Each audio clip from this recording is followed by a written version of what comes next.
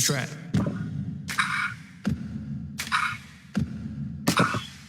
Just like that. Let's add some piano.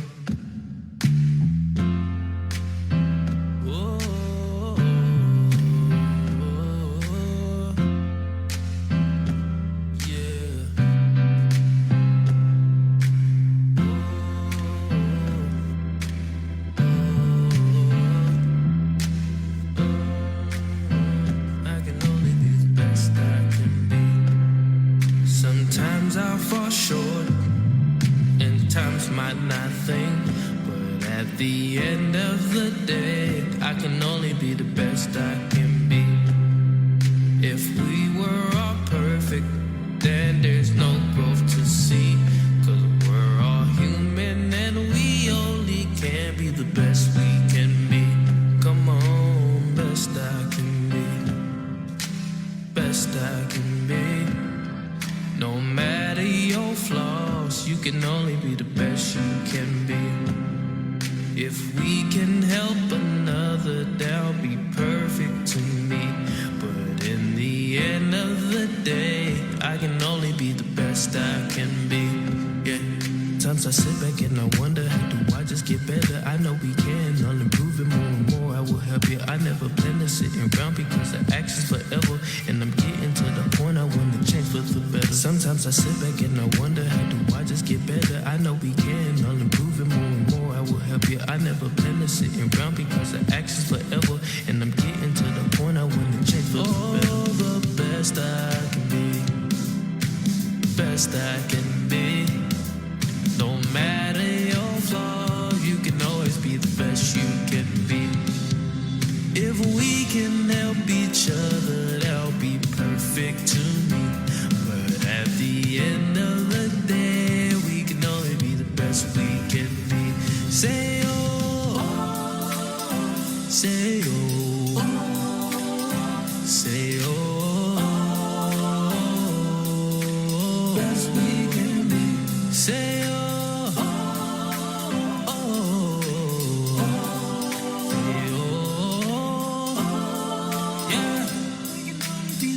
We can be.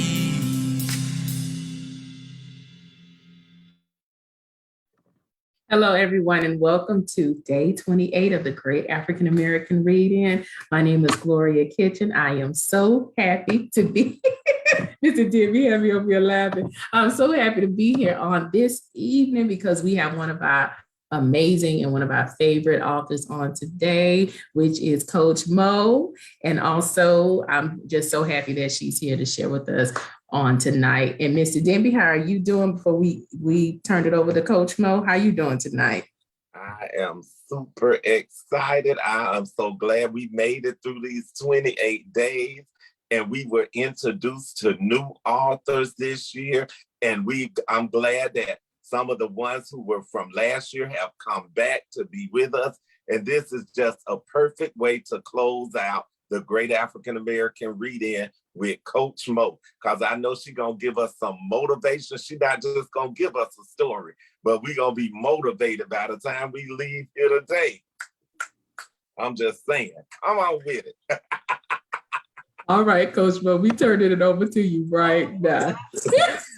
I appreciate you all, and thank you for, giving us authors the opportunity to have a platform to bring our stories to life.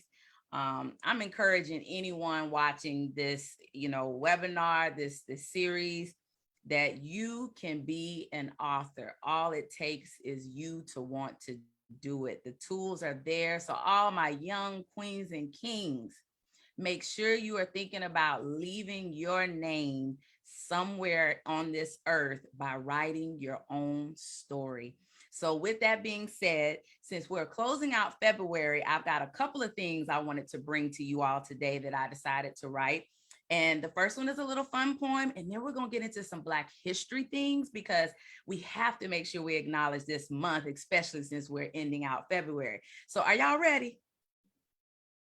Y'all ready? Okay, we're going to start with the first poem that I wrote specifically for my daughter a while back, and it's called Mom, Please. Mom, please Just one more minute. Wait, mommy, don't cut on the light. Something told me not to stay up all night.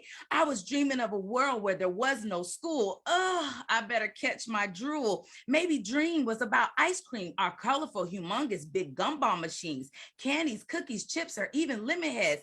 Anything is better than having to get out of my bed. Mom, please, do I have to clean my room? Clean this, clean that. I'm seriously doomed. I just don't understand. My room looks fine to me, but maybe my mom is from the planet clean. This is why she can't see. My room here on earth is perfect just for me. My socks, papers, pens, cups, shoes, and especially my clothes all have their perfect place on the floor. That's where they should go. Mom, please, do I have to eat vegetables and fruit? I'm growing up just fine without them, and at least I'm still cute. A life with candy on my plate is all I can ever dream of. One day, the food on my plate and myself will try to fall in love, but that won't happen until my plate has candy topped with creamy whipped cream.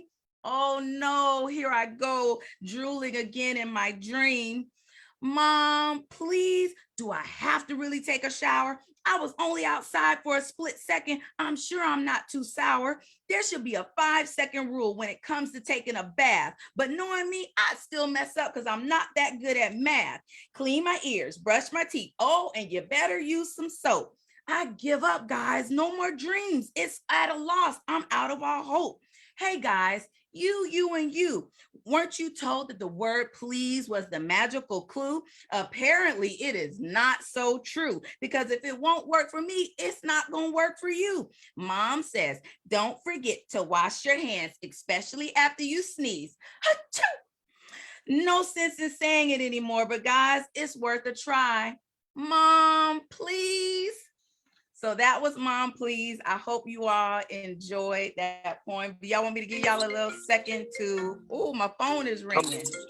Oh, that's I'm so all right. sorry. I need to go and figure out how to go and do not disturb. Right. But Did that, y'all enjoy that? I did, Coach Mo. You right in line with what we were talking about yesterday, about the parents having to be the one to tell the children what, you can't let your children do what they want to do. You have to lead and guide your children the way you want them to go until they can do it, till they can make that decision on their own. Like, you right in line with where we were yesterday. So okay. Come on with it. Come on. All right. Well, so we're going to introduce our Black History poem that I wrote that I felt was so important because I added a new component. And I'm sure you all will know what it is because I don't think it gets enough attention as we celebrate this month. Are we ready? All right. All aboard. Well, I was the conductor and to some an instructor, but I ain't have no train, just hard will and determination in my good old brain. I traveled the Underground Railroad. Yes, this was my fame. Do you know who I am? Do you know my name? You see, I ain't have no direction except for the white lights in the sky. I was a strong woman, but trust me, I had my share of silent cries. I wasn't hardly selfish. You see, I helped free many slaves. I refused to live in pain and saved many from early graves. But see, I'm here today to remind each of you to have a good heart and always finish whatever it is that you start. But when you feel up giving up, I need you all to just remember me because I helped us have this thing called history. I didn't know exactly who I would grow up to be, but if I gave up on myself, no one would even know me. I went back so many times to help others. These times I was charged with so many bounty and head on my public crimes to some, but rewards to other. I was honored to save fathers, mothers, sisters, and brothers. So who am I? I'm sure you want to know. My journey started a very long time ago. I never traveled in the daylight, couldn't be seen in the sun. My name to some is Moses, but to all I'm Harriet Tubman. Harriet Tubman. All right. Order in the courtroom, I say. I would like to present my evidence if I may. I was first of my kind to win my own case, and I was told many times that I was out of place. But little did they know this Black girl learned to read and write. This is what helped me win my ultimate fight. So I tell you kids, reading is such a reward. So the next time you dare even say that you bored, you should read and enjoy any kind of book, because long time ago, reading for some, we'd be called a crook. Enjoy school and learn as much as you can. I even wrote a poem called Ain't I a Woman? So who am I? I'm sure you want to know. This is my message to you and all the truth. My name is Sojourner Truth. True. I ain't new to this because we've been making bank. Our streets was thriving with so many businesses, you would think we created the think tank. We were savvy, created an economic mecca that was full of Black culture. We ain't never been one for scraps, leftovers. We were creators, never vultures. We built businesses, homes, hospitals, and even schools on these 35 and 40 acres. We were living our best life. We weren't going back and forth with no haters. We were movers and shakers. We even loved our neighbors, even had our own newspapers. We was trying to move on and live our best life because we were peacemakers. But we grew too fast. We created the come up. We were stacking our stash. We had our Black banks, Black bankers where we would deposit our cash. As always, we took nothing and created the life that we knew we deserved. No more waiting on others' hand and foot. Blacks were close and learned how to preserve. Any dollar that was earned was kept right in their very own community. This is what created the wealth, the innovations, its very own Black jubilee. Unfortunately, this community would try to be erased from the history books, trying not to document this massacre. They can never replace or pay for what they took. This community was destroyed, documented as a massacre and burned down, destroying the Black wealth and success that was created in the town. So who am I? I'm sure you want to know. My community was thrive with big bank take, little bank cash flow. You could walk down this community and always get something good to eat. This community was known as Black Wall Street. That's good. That's good. Y'all enjoying? Yeah. That was good. Now two snaps. All right. So the next one is and this goes out to everybody to understand. You don't need a degree. You don't need validation. You don't need money. You just need to know that your story will qualify you.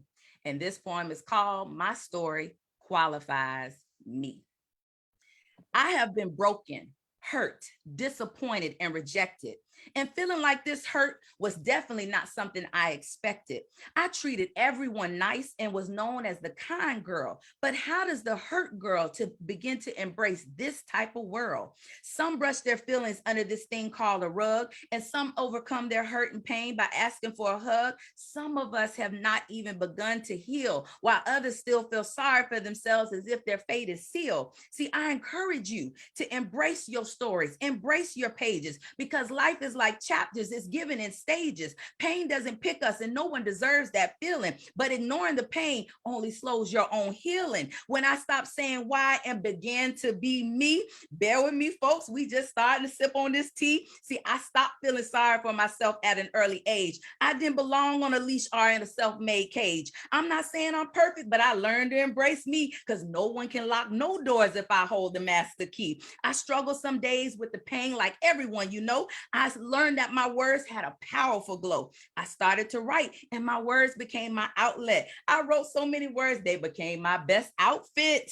No one could turn me away or even reject me. My self-acceptance crowned me the queen bee. Hurt people instead of being a cure through helping others. This shows you how to be pure. Understanding your defeats can't and will never define who you are meant to be. Learn to see for you what others can't see. I'm telling you, we all got a lot to do. Embrace your story and please just be you. That's nice. All right, so this is the last one, and then we will get into Christmas Tales Under the Sea. I wanted to make sure that I gave the poetry side. These are all going into a book eventually, but Christmas Tales is already published. So this is the last poem. Everyone bear with me, please. And this is important for my young kids to hear, because I need them to know that they are leaders, but I need to ask them, do you know you are a leader already? So how bright does your light shine? How energized is your mind? What are you passionate about? But please don't do anything for clout. Remember, knowledge is the key, and not everyone will see what you can truly be, anything that you want to be. But the question is, are you plugged in? If not, kids, then it's time for you to begin. Stay on the right track. Have each other's back, because leaders recognize leaders. Leaders are also readers. Leaders are believers, and leaders are lifetime learners and receivers. Leaders understand the word sacrifice. Leaders don't mind paying the hefty price. Leaders attend workshops and events to help them grow. Leaders are known because they have an illuminating glow. Do people see the leader in you? Don't lead when folks are looking. Lead when they aren't. That's when a leader truly leads with their heart. All righty. Yes. So I'm going to attempt to share. I love that one. I love that one. I knew you was gonna motivate us, Coach. Uh-oh. I knew it. All right. Can everybody see the Christmas Tales Under the Sea? Is that okay? Yes. All right. So let me close this down. So welcome everyone to a book that I wrote because every time I searched for Christmas tales, I never saw a lot of diversity, and I love mermaids. So I said I wanted to create an underground world where there were tons of girls waiting and surprised for Christmas, but they're all going to go through their own very journey. I wrote this book with the help of my daughter, so I hope you all enjoy Christmas Tales Under the Sea. This book was dedicated to Carrie Beloved. She was born in 1913 and passed in 2000. She was a Black librarian in Gainesville, Florida. And I love her so much for teaching me that I could do anything I wanted to do as long as I put my mind to it. Okay.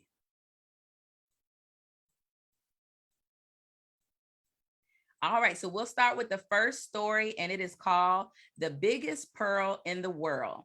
Hi, I'm Jewel, and it's almost time for Christmas Under the Sea. I can't wait to put the pearls on the Christmas tree. We are always searching for the prettiest pearls, but I'm looking for the biggest pearl in the world. This pearl can light up the sea and is as big as the moon. I really hope I find this pearl soon. Everyone in Sealand is looking for this jewel, and finding it on my own is going to be so cool. I don't need the help of my parents because they don't believe. I'm going to prove them wrong on Christmas Eve.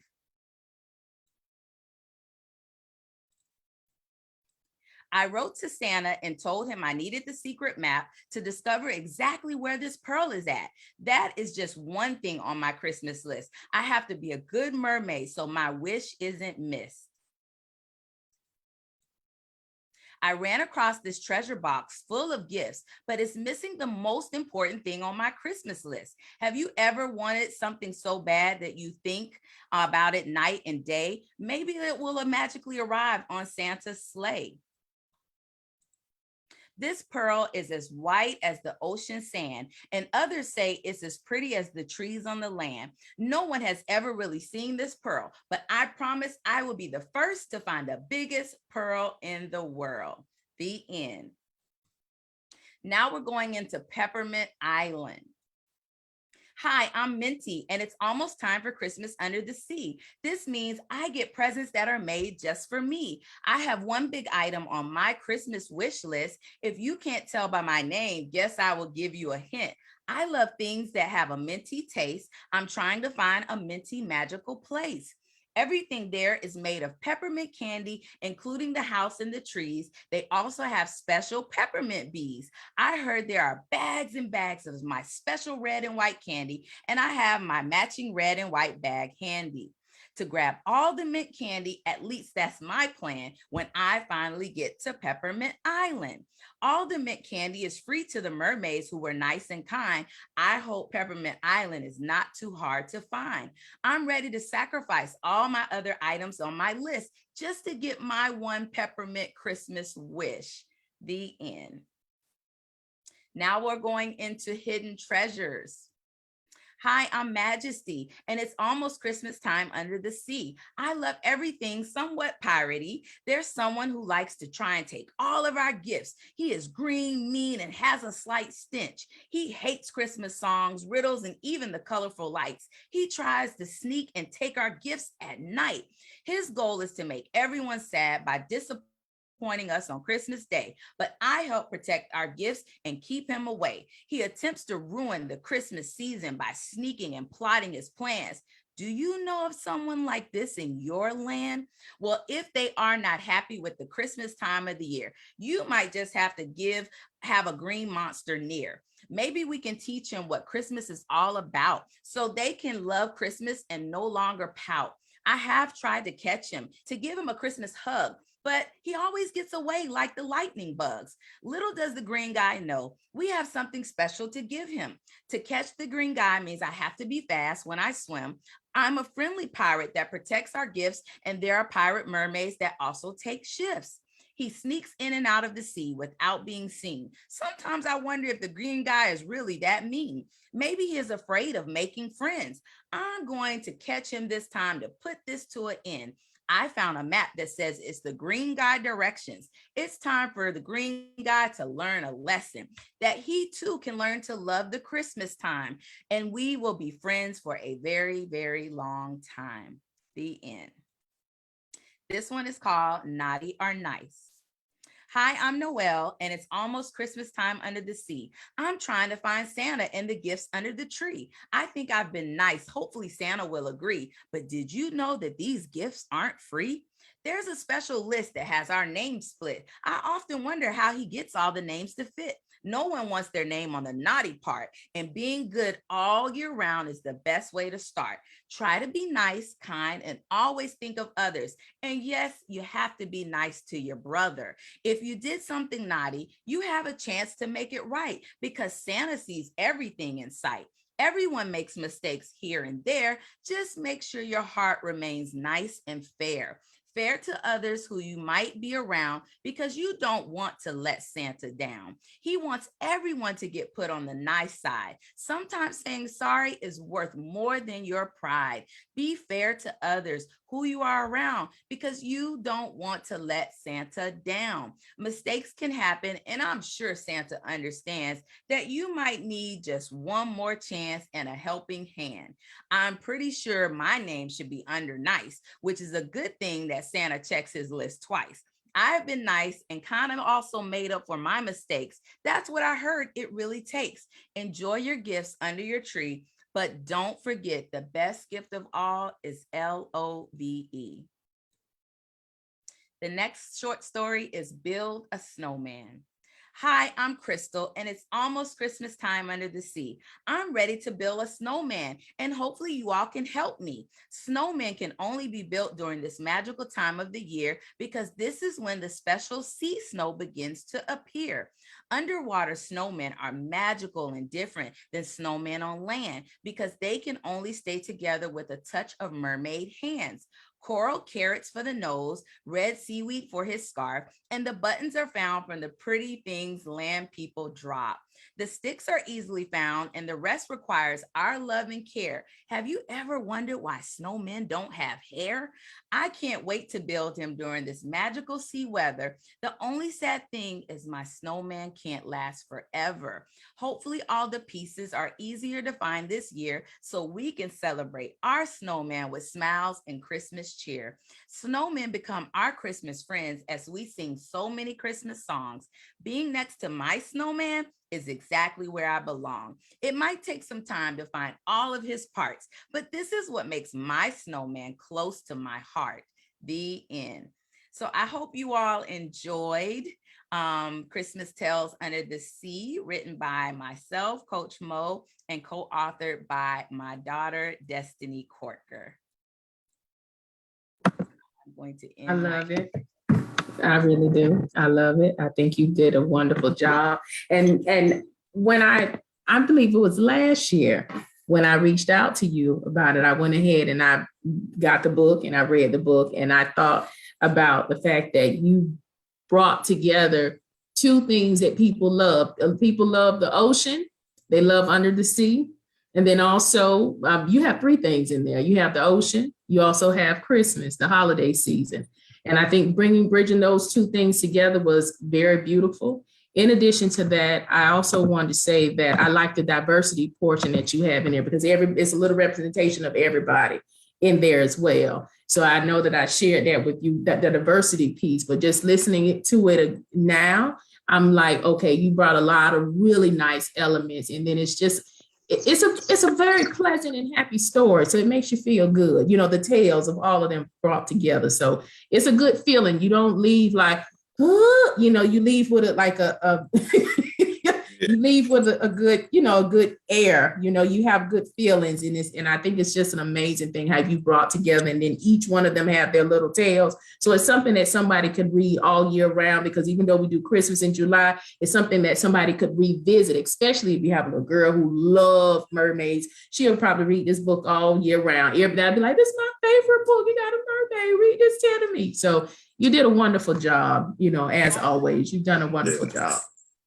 Coach Mo, I really love the way you tied in.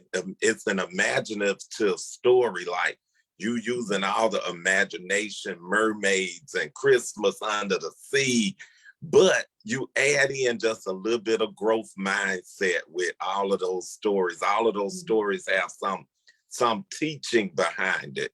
And I really like that's how all of my stories are. And I always love stories like that speak to children, that speak to them on a different level other than just entertainment. So, I really enjoy that. I appreciate it. I hope everyone watching, once again, does not think this is hard. Even kids, you all can write. All you have to do is sit down and do it. And the rest is up to you. Just write your heart out. Mm-hmm. Yeah. Yeah. And I know last year you were talking about some other projects that you had going. How are those going? Like the Queen Bee? I think that was. Yes. So Girl Be You That's it. Girl Be You has transitioned from a nonprofit. I think it's fair for people to recognize when things are too much, and it was becoming a little bit much for me. So I realized that it needed to be more of a program versus a nonprofit. So the Girl Be You program is now falling under Handling Risky Business. It's still going on. I mean, I volunteer every month at Margate Middle. We have a Girl Be You club there. We are still motivating, empowering, educating, enhancing, elevating, and uplifting our queens to be them, because everyone else is taken. I'm just encouraging people, we live in a world that makes us think we have to follow everyone else. And we were born to be ourselves, because we all have our own beautiful gifts, but everybody's not getting that reminder. When they walk out the door, every girl doesn't get that pat on the shoulder that they can really be themselves. So that's the purpose. And I know I'm not the only one spreading this type of empowerment. There's so many other girls organizations. So I just pray for all of us that are trying to help kids overall, for us to continue, on our journeys, because it's not easy. Because, I know this is something you all do outside of your 9-to-5, like I'm doing. So, we just love the kids. We know they are the future. Yeah. And, it is like, I think really important with our girls of color, because a lot of times they get lost in the mix of everything. We helping boys get reading, we helping these people, we helping this demographic. And a lot of times our girls of colors, because they are so strong, we leave them out. Oh, well, they'll be okay. And they don't get the attention that they need. And I'm so glad that you are pouring into them. And I wish we could get this started. And I might try to get me a Girl Be You club at my school. You might need to listen. Let us know. We are officially, as Handling Risky Business, officially in the city of Lauderhill. Thanks to Commissioner Jabo. And we are trying to meet the kids where they are. One thing, if I have any adults listening to this, we had a youth summit the other day, and the youth were just letting us know, if we're empowering them, empower them, but don't look down on them. And I think sometimes, sometimes we as adults, we use what I like to say is called adult privilege. You haven't been here long enough, you know, that no, the times have changed. These kids Yeah. are different. They're smart, they're intelligent, and we have to treat them as such. You know, we have to come to them at the level they are and give them the empowerment that they need. We can't treat them like beneath us and then expect for them to see the leadership abilities that they have. So a lot of the girls that I work with, they're just saying, you know, give me a chance. Let me show you what I can do. I need to talk about these things. Please, adults, don't ignore these topics, you know, hygiene, a lot of other things that adults like to ignore. You know, we're all human. These girls need a place to talk. There are some upcoming, if I make an announcement. Go ahead. So there are some awesome events coming up. We've got Girls Rule with Junior Achievement. We will be at Plantation High and Dillard High School. We also have an awesome summit coming up in May. Gloria, I'll make sure I put that on the LinkedIn if you want to share that with everybody. We just need help getting the girls and, you know, to come. It's easy to get them to go to the skating rink sometimes and not to empowerment workshops. But once we start reminding them that this is a gift, empowerment is a gift, believing in yourself is a gift, knowing your worth is a gift, and being surrounded by other like-minded queens is what keeps you building, like I say, a queendom, not a kingdom, but a queendom. So we need to start building queendoms so that we can be stronger and create a longer trajectory and legacy for women and girls. Nice. Amen. Nice.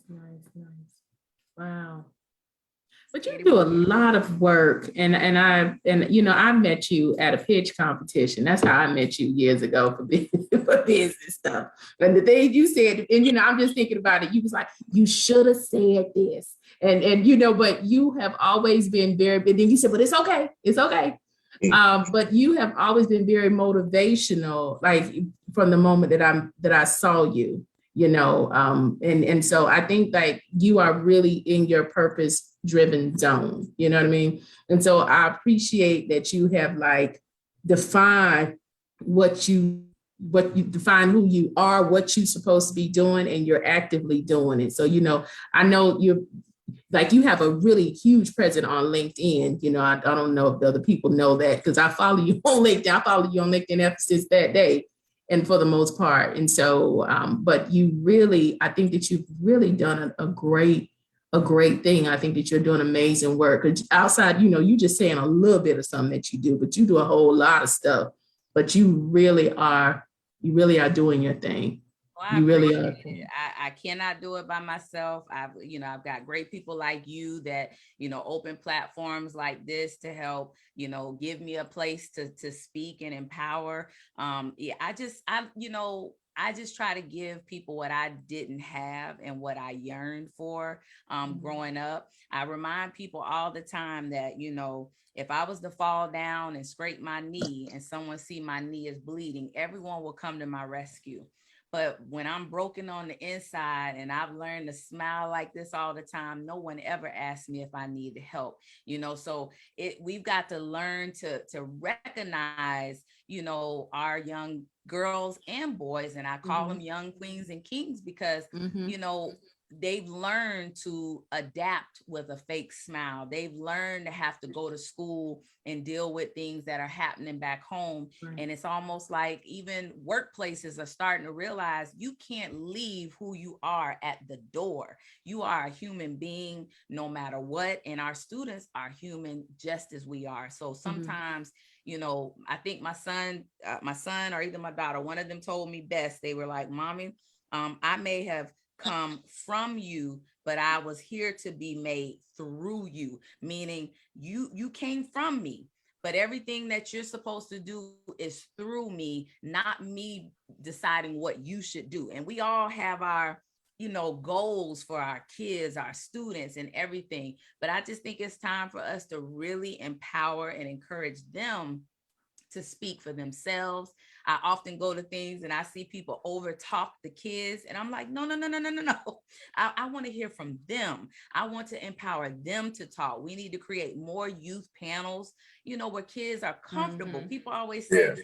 Mo, how do you get up and just talk on the stage? I have been taught. Listen, I got to give credit to God, because I've been in the church forever, and I started on the pulpit and youth programs. So those things do matter, but we can't stop there. We've got to continue empowering them and recognizing talents when kids don't see it in themselves. That's key.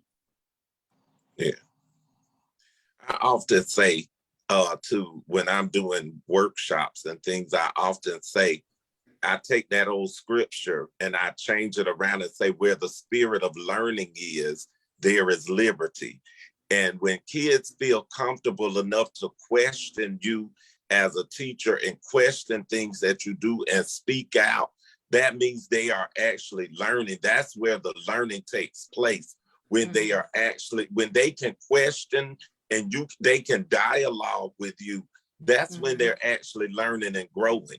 So I totally agree with what you say. That's why, sometimes people ask me, why you let them students talk to you like that? I do, because they need it, because they have something to bring to the table as much as I do.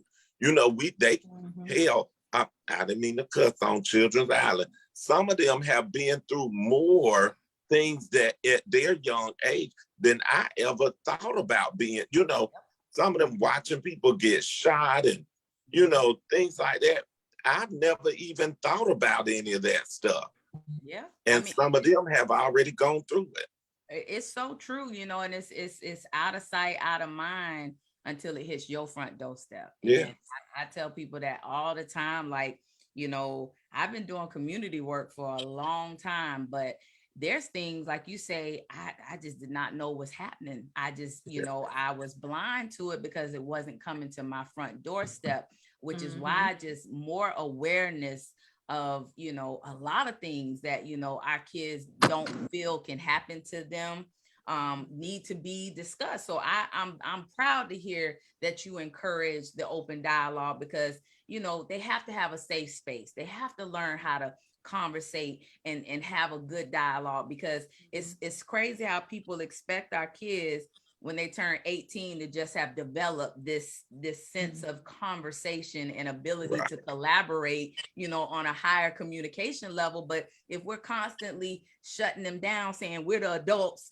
and they don't get the ability for us to hear them, give them positive, reinforcement. Like Gloria said, I said, you could have said it this way, and things like that just gives you another way of looking at, wow, someone cared enough to tell me. Because sometimes people will hear somebody say something totally wrong and be afraid to correct them because of sometimes people get in their feelings. We have to learn to be lifetime learners. Like I tell people, I go to the University of Lifetime Learning, because I may have a master's, but I'm a lifetime learner, because I'm never too good to learn what someone else can teach me. And that goes for our kids teaching us as well.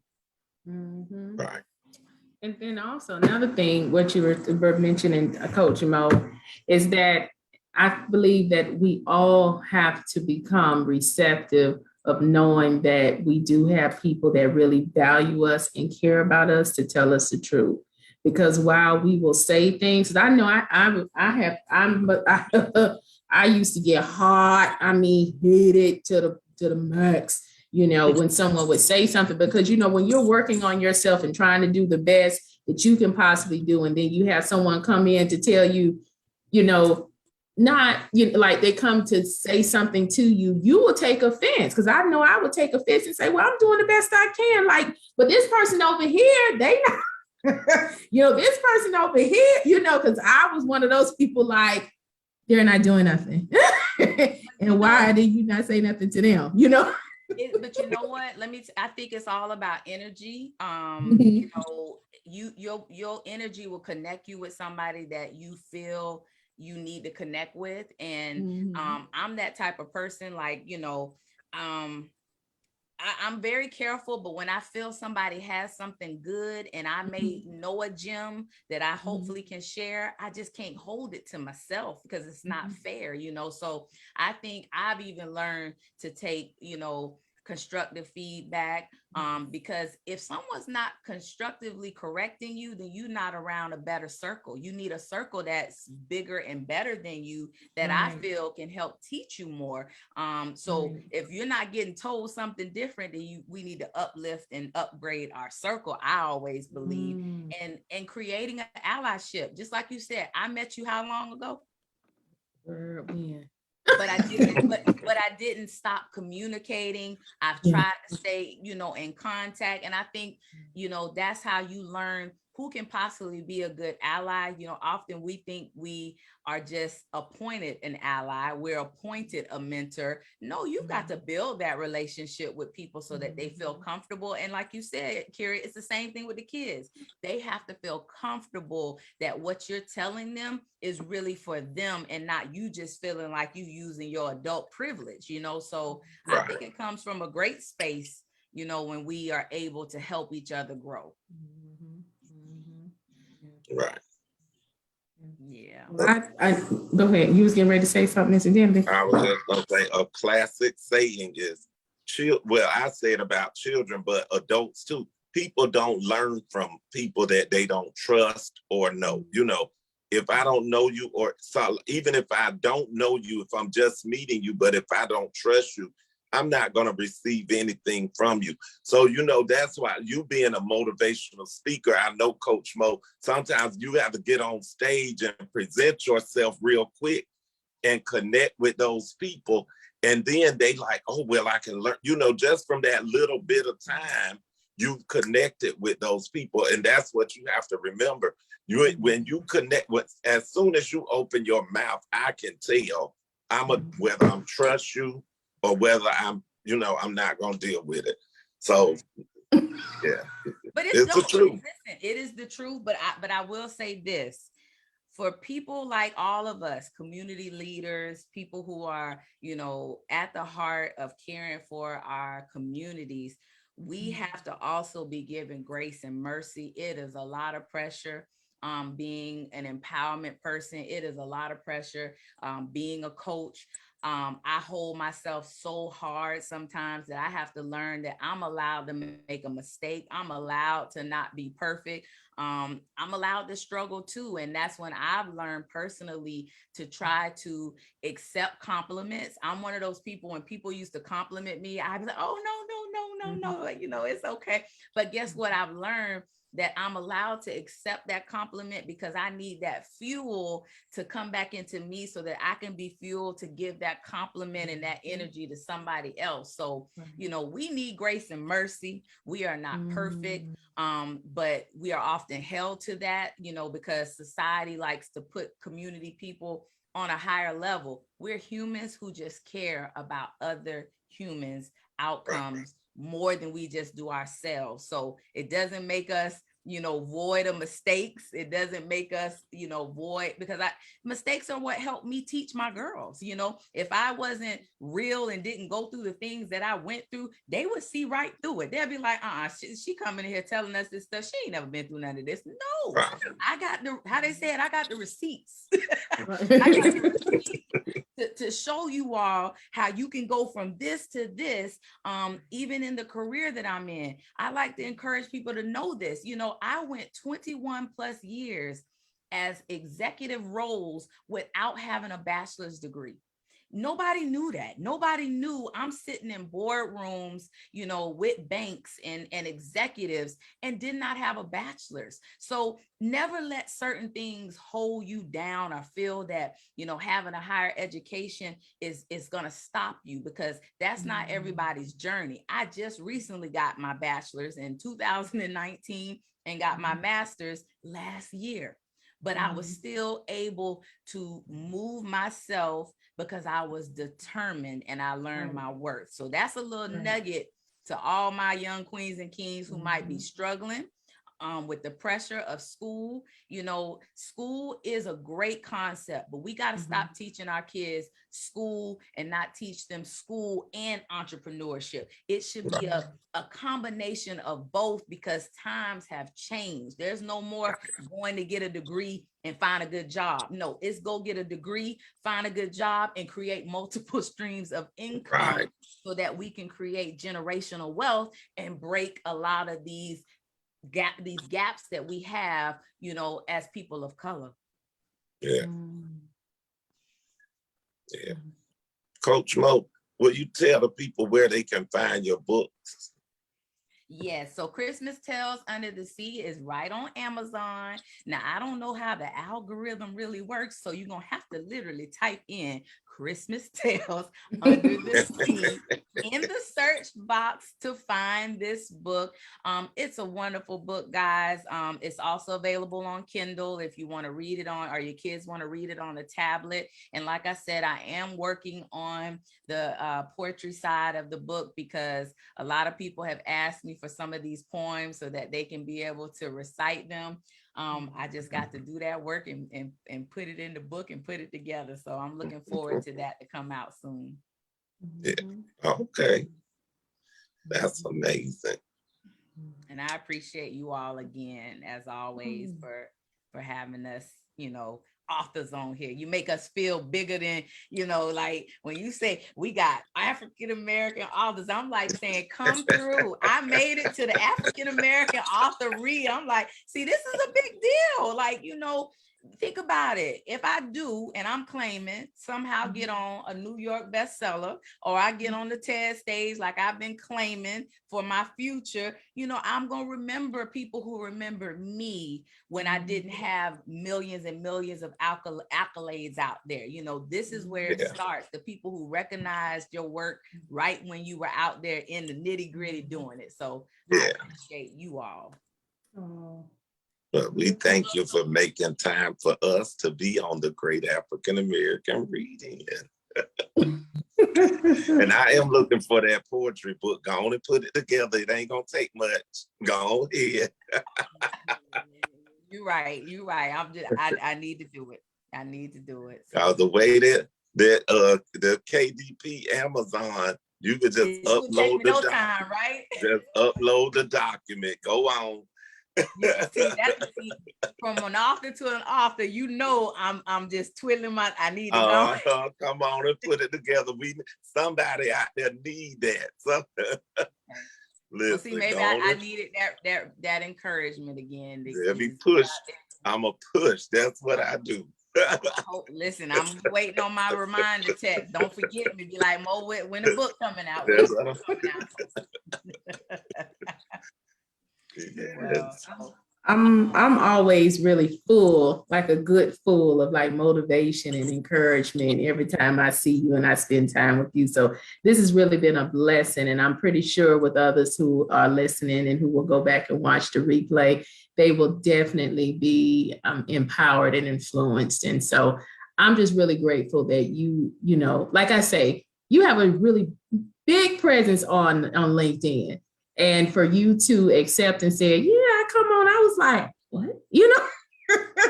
The first year, and then again on the second year, I was like, well, okay, Listen, don't let LinkedIn fool you. I'm just little old Coach Mo, but I just, I've learned now why my name is Coach Mo.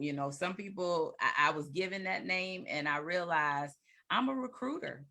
I'm a recruiter of good energy. I'm a recruiter of making sure I recruit the next empowered generation of people. And, I have to stay that way because I have to continuously to encourage myself. See, people think, they always say, if you want to know what somebody struggles with, listen to what they talk about the most. I've always struggled. I tell people, you're never going to find a pill that's going to fix everything that you might have been through, but you learn to use whatever that struggle was and whatever that was that might have bothered you to try to help other people. I always struggle with my self-worth. I always struggle with being accepted.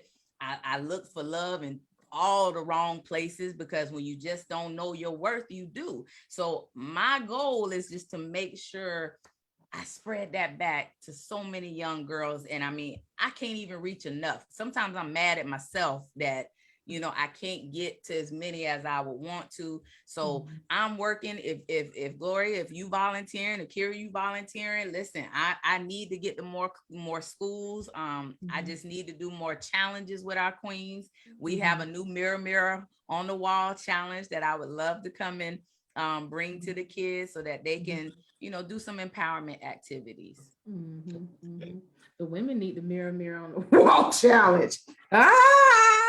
Okay, but don't go there. I know this live on Facebook, but I don't do women too much. I like my kids. And I say that respectfully. You got to know your lane. You got to know your lane. That's right. Your target audience. My lane are my young queens. Like I've never gotten into, you know, because people have asked me, do I do women empowerment? And I really don't. You know, there's so many women empowerment people out there. I don't need to recreate because I know who I want to stay young. So I like to work with the young queens because they keep me, you know, motivated. Not nothing against my mature queens, because, you know, I'm a mature queen myself.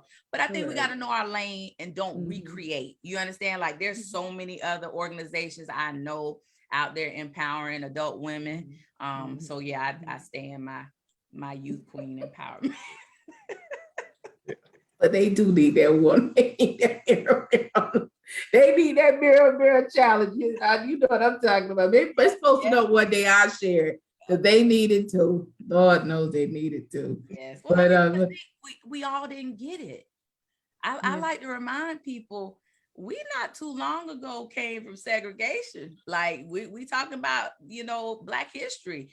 We got to give ourselves grace and mercy to where, you know, we just starting to learn so much about ourselves due to, you know, people starting to really become more open with things. Like, you know, people wonder why certain channels are so popular on YouTube, like beauty regimens, health, you know, because you're saying, wow, I didn't know this even exists, you know? So we just got to give ourselves grace and mercy, because I don't think we've ever, especially as Black women, been taught to give ourselves the time to be empowered and do mirror work. We always going, that we, you know, self-care is so big, but self-care has been around forever. We just didn't realize we deserved it.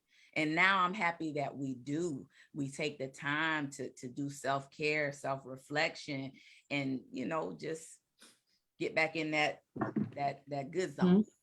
Yeah. Right.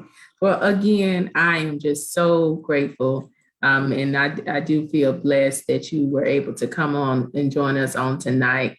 And it means a lot. So please know that. And that's so genuine for me to you. It means a lot. I'm going to. You all have a great evening. I'm going to leave y'all. I know y'all close out. So y'all have a good evening. Everybody stay blessed and just be you, because everyone else is taken. All right, y'all. Thank you. Thank you. All right. All right, y'all. So Kyra, I'll send it to her in a text, in a message, to let her know what was said. So, but it was really good. I think we did a great job with all 28 days. We stayed committed to get it done. So I just want to say I appreciate you.